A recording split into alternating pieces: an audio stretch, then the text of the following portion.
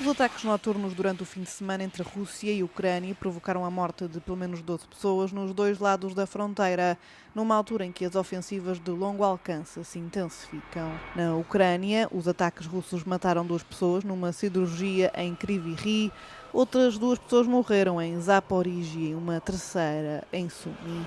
Um conhecido mercado de livros ao ar livre em Kiev também foi atingido, provocando um grande incêndio. Volodymyr Zelensky afirmou que a Rússia lançou mais de 1.500 drones contra a Ucrânia na última semana.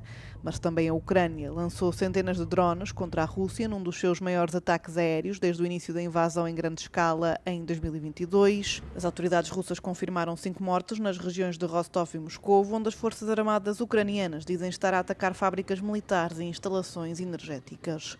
A Rússia diz ter destruído 822 drones ucranianos, incluindo 600 que, segundo relatos, se dirigiam para Moscou.